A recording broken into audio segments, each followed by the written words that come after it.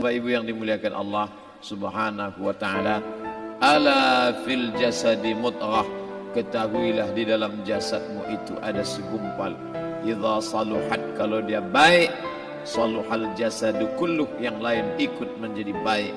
Wa idza fasadat, kalau dia rusak, fasadal jasadu kulluh, yang lain ikut menjadi rusak. Di mana dia? Ala wahyal qalb, dia adalah hati. Maka yang pertama kali menghitam itu apa kata Allah? Kalla balrana, ada satu titik hitam.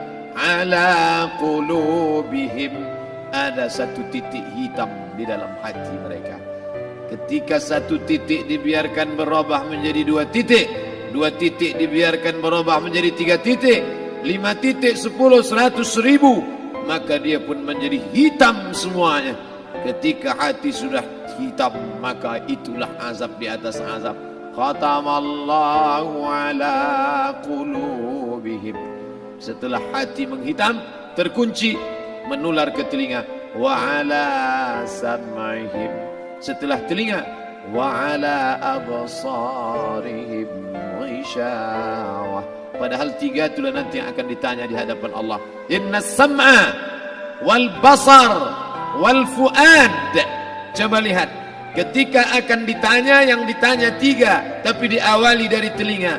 Inna sam'a wal basar wal fuad, telinga, mata, hati. Tapi ketika terkunci, yang duluan dikunci hati. Khatamallahu ala qulubihim wa ala sam'ihim wa ala absarihim. Kalau hati sudah terkunci, telinga tersumbat, mata tertutup. Summum bukmun umyum. Summum bukmun umyum, peka, tuli, bisu, apapun tak lagi masuk ke telinga. Malam ini kita menyadarkan diri kita, terlebih lagi yang berceramah, jangan kau hanya sampai menyampaikan ayat saja. Hai Abdul Samad, apakah kau yang bicara itu hatimu sudah hidup? Senantiasa merasakan diri, aku orang paling hina, aku orang paling kotor, ditempelkan kening ke lantai di tempat yang diinjak tapak kaki, mengatakan bahwa aku bukan siapa-siapa. Malam ini Kepala Kanwil BPN Provinsi, Kabupaten, saya tak bisa membedakan mana yang kabupaten, mana yang kota, mana pegawai tinggi, mana pegawai rendah. Semuanya rata sama. Andai dibuat acara ini di kantor, mungkin saya segan, sungkan melihat dari seragamnya, bajunya. Tapi malam ini semuanya sama. Andai tak disebut tadi Pak Kepala Kantor, Pak Kanwil, saya pun tak tahu mana Pak Kanwil, mana tidak. Fotonya ganteng pula aslinya lagi daripada foto. Artinya apa? Bahwa kalau sudah masuk ke dalam masjid, ketika engkau merasa dirimu tinggi di atas, kau bukan apa-apa, karena yang paling tinggi di badanmu pun kau tempelkan. Tapi saat kau jatuh, rendah, down, stres, kau jangan merasa rendah, karena kau tegak berdiri di hadapan Allah. Kau angkat 2 tangan, Allahu Akbar. Di dalam diri ini disebut dia dengan qalb. Kenapa disebut qalb? Orang Arab menyebut qalb qallaba, karena sifatnya berbolak-balik. Pada saat selesai salat, astaghfirullahalazim, tidak ada yang paling bersih, dia bersih. Tapi pada saat petang sore hari, yusbihu mu'minan, paginya putih, bersih, tak bernoda. Wa yumsi kafiran, petangnya hitam. Makanya dari pagi dibersihkan. Salat subuh bersih, salat zuhur bersih, condong matahari salat asar bersih, tenggelam matahari salat maghrib bersih, sempurna gelap malam salat isya bersih, tengah malam bangun tahajud munajat, di tengah malam orang tertidur. Wa tusalli bil laili wan nasu niyam, engkau tegak di waktu malam, di saat orang semua sedang tenggelam dalam lelap tidur panjang, tapi engkau menangis meratap mengenang dosa begitu banyak. Sab'atun yuzilluhumullah, di antara 7 yang mendapatkan naungan Allah. Yauma la zilla illa zilluh, hari itu tak ada naungan kecuali naungan Allah. Di antara yang mendapatkan naungan itu adalah rajulun zakarallah, orang yang berzikir, munajat, muhasabah diri di tengah malam, sunyi, sepi, fafadat ainahu, menetes air matanya. Berapa banyak sudah harta dititipkan Allah, berapa kupakai untuk zakat, wakaf, infak, sedekah, wasiat, hibah, ghanimah, harta rampasan perang di zaman Nabi. 7 harta yang akan menolong di hadapan Allah, 1 pun tak dipakai. Umur diberikan Allah 40, 60, 70. Berapa yang kupakai untuk menolong agama Allah? Berapa yang kupakai untuk mengingat Allah? Mata, tangan, telinga, kaki akan diminta tanggung jawab di hadapan Allah. Al-yawma nakhtimu ala afwahihim, mulut terkunci, wa tukallimuna aydihim, tangan akan bicara, wa tashhadu arjuluhum, kaki akan bersaksi di hadapan Allah. Siapa yang bisa menolong waktu itu? Kalau pernah tangan ini saat punya kekuasaan, 1 coretan tanda tangan bisa mempermudah urusan masjid. Sebutir kekuasaan yang dititipkan Allah bisa dipakai menolong agama Allah. Itulah yang akan menolong di hadapan Allah. Apa yang disampaikan malam ini, semua biaya pengurusan masjid nol. Itulah sesungguhnya yang akan menolong di hadapan Allah.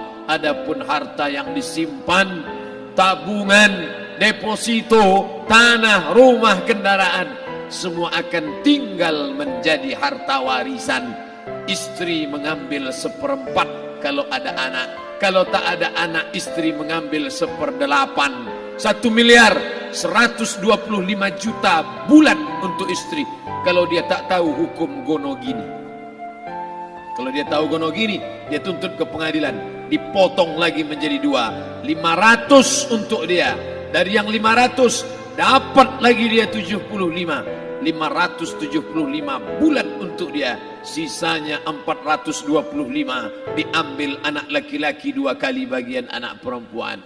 Lalu yang kita bawa mati apa? Dulu dibangga-banggakan, dihormati, dimuliakan. Yang kami muliakan Al-Mukarram, Al-Ustadz. Tapi pada saat tiba masanya, yang kita bawa tak lain tak bukan innallaha la yanzuru ila ajsamikum. Allah tak menengok badan, fisik, bentuk tubuh, baju. Ini sampulnya saja. Wala ila suwarikum, Allah tak menengok rupa, wajah. Walakin yanzuru ila qulub. Hati kamu yang bersih itulah yang kau bawa menghadap Allah Subhanahu wa taala. Yauma la yanfa'u malun, harta tak berguna, wala banun, anak tak bisa menolong. Harta tak berguna, anak tak mampu menolong. Illa man atallah, kecuali orang yang datang menghadap Allah biqalbin salim, dengan hati yang bersih, hati yang tulus, hati yang memercikkan cahaya iman, hati yang bersih dari hasad, busuk hati, sum'ah, riya, takabbur. Itulah yang menolong di hadapan Allah Subhanahu wa taala. Tulang, kulu, kulit, darah, lemak, sumsum akan menjadi santapan cacing tanah. Begitu besok pagi pintu kamar tak bisa diketuk, istri bolak-balik membangunkan tak terjaga, dipegang pipi sudah sejuk macam es batu, tanda jantung tak lagi berdetak, maka darah mulai berubah menjadi nanah, busuk. 1, 2, 3 hari kalau tidak disuntik formalin, jasad paling busuk jasad manusia, karena semua dia makan herbivora, tanaman saja. Tapi kita ini omnivora, semua masuk. Maka begitu mati, paling bagus orang Islam paling cepat dikuburkan. Selesai acara pemakaman, habiskah masalah, muncul masalah baru. Disitulah kita baru sadar. Apa kata Imam Ali radhiyallahu an? An-nasu niyam. Semua manusia waktu hidup itu tidur. Bapak tidur, ibu tidur, saya tidur. Semua orang waktu hidup itu tidur. Falamma matu, ketika dia mati, disitulah dia baru terjaga dari tidur panjang. Saat Israel mencabut nyawa, ditarikkannya adalah satu centapan yang kuat. Disitulah kita baru terjaga dari tidur panjang.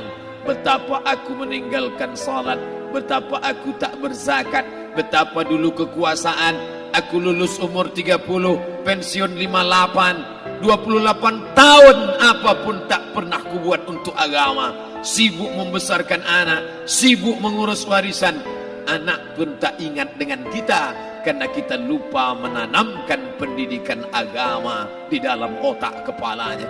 Andai dulu pernah dia dibawa ke masjid, andai dulu pernah dia dibawa umrah, andai dulu dia dimasukkan SD IT, SMP IT, SMA IT, Islamic Boarding School, dibawa ke masjid, takkan dia lupa mendoakan selesai salat, Rabbighfirli wali walidayya warhamhuma kama rabbayani saghira.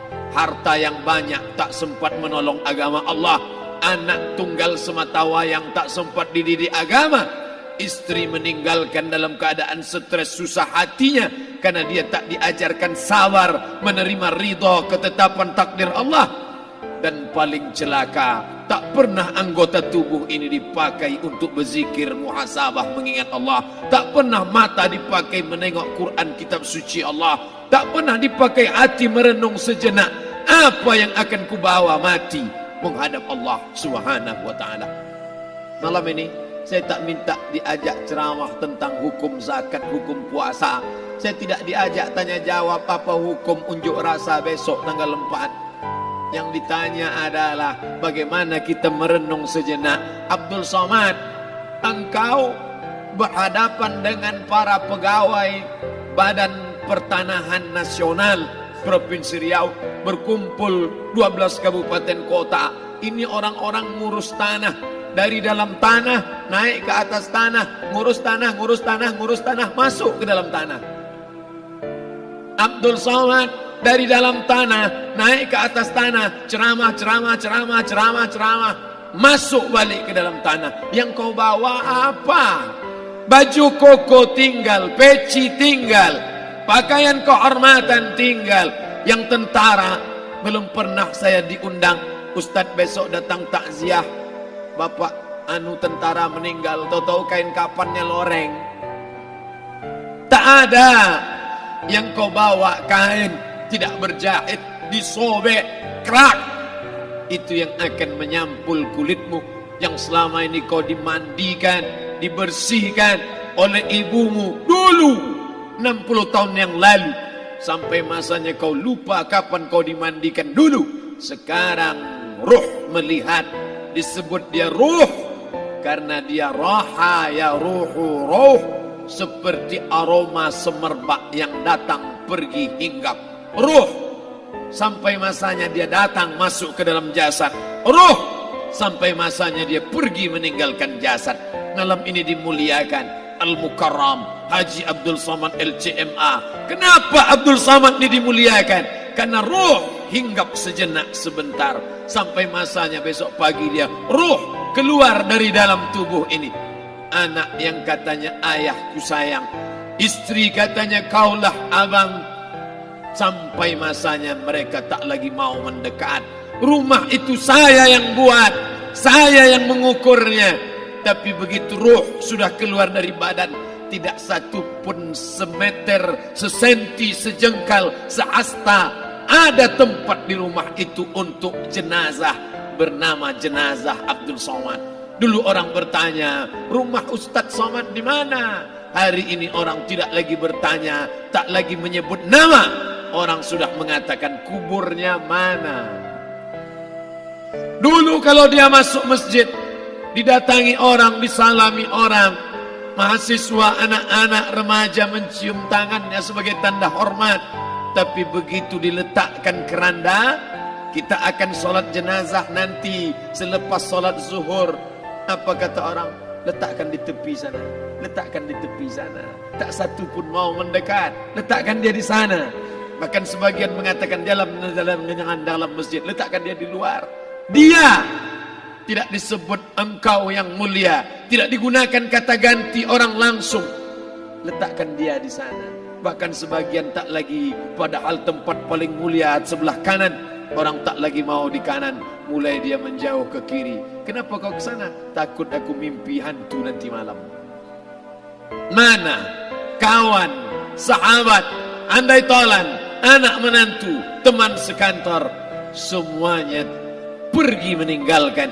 Yang tetap dibawa, kalau pernah kaki melangkah salat berjamaah di masjid, kalau pernah tangan mengusap kepala anak yatim, kalau pernah tangan mengucap subhanallah. Nanti di akhir tausiah kita akan berzikir, munajat, muhasabah diri, berdoa, mengenang apa yang akan kita bawa menghadap Allah Subhanahu wa taala. Datang malaikat membawa kain kafan dari cahaya, akan menyambut ruh yang mulia. Hadis riwayat Ahmad bin Ambal dalam kitab Al-Musnad, turun malaikat berlomba-lomba membawa kain putih dari cahaya, menunggu ruh akan keluar. Ruh menetes seperti embun di ujung daun. Daun tidak bergoyang, ranting tidak patah. Ruh menetes pelan turun ke dalam kain kafan, dibawa malaikat ke pintu langit. Tak sabar mereka menyambut. Inikah dia yang selama ini berjamaah? Inikah yang dulu ketika dititipkan kekuasaan menolong agama Allah? Kam min masyhurin fil ardi walam yakun ma'rufan fis sama. Berapa banyak yang masyhur terkenal di bumi, malaikat tak mengenal dia. Ini roh siapa? Tapi ini bukan LCMA, dia bukan ustadz, dia bukan ulama, tapi imannya dalam. Kekuasaan dipakai menolong agama Allah. Ruhnya keluar di bawah. Semua malaikat mengucapkan salam. Inilah orang yang selama ini kami tunggu-tunggu. Catatannya sudah lama. Setiap pagi petang malaikat subuh membawa catatan namanya, malaikat malam membawa catatan namanya. Kami merindukannya. Begitu orang-orang yang masyhur di langit tapi tak dikenal makhluk bumi. Tapi ada sebaliknya, yang rohnya disentapkan, ditarik malaikat dengan begitu tarikan yang sangat kuat. Nabi bertanya saat Isra Mi'raj kepada mereka yang sudah mati ribuan tahun yang lalu, apa yang kalian rasakan? Yang satu mengatakan seperti tebasan pedang di tempat yang sama beratus kali. Yang satu mengatakan seperti kambing yang dikuliti hidup-hidup. Yang satu mengatakan seperti mata kail pancing ditarik dari kulit yang basah. Maka kita berdoa setiap selesai salat, Allahumma hawwin alaina, ringankan kami ya Allah, fi sakaratil maut, di saat sakaratul maut yang amat sangat menyakitkan itu. Dan mereka yang pergi tak pernah kembali, mereka yang mati tak pernah bercerita, kecuali hanya kepada Sayyidina wa Maulana Muhammad sallallahu alaihi wasallam. Di saat malam pertama di tempat yang gelap, di tempat yang tak pernah diimpikan oleh orang, tapi kita tetap melewati dan merasakannya. Perlahan-lahan cacing tanah, ular-ulat kalajengking akan menggerogoti kulit yang selama ini dimandikan, selama ini dipakaikan sampo yang mahal, selama ini dioleskan pelembab yang lembut. Tapi ternyata sebelum roh keluar jasad, setelah keluar dia hanya akan menjadi santapan cacing tanah, hancur berkeping hari demi hari. Yang pertama kali membusuk adalah mata, karena dia berisi cairan. Cairan ini mengering, busuk dan berlubang. Lalu kemudian usus sebulan di dalam tanah, mulai dia menggelembung masuk angin dan dia meletus pecah. Cacing-cacing tanah mulai datang menggerogoti, memakan. Habis lemak, tulang, kulit, bulu, sumsum, darah, jantung, empedu, limpa, buah pinggang. Habis semuanya, tinggal tulang-tulang yang memutih, dimakan oleh tanah, ditelan oleh massa, sampai akhirnya Asi bin Wa'il membawa tulang yang kering itu kepada Nabi Muhammad, baginda Sayyidina wa Maulana Muhammad. Ya Muhammad, ayuhi rabbuka hadzal izam, sanggupkah Tuhanmu menghidupkan tulang yang kering ini? Nabi diam tak menjawab, sampai akhirnya datang Jibril alaihi salam membawakan wahyu. Qul, katakan kepada dia. Ayat ini dibaca malam Jumat.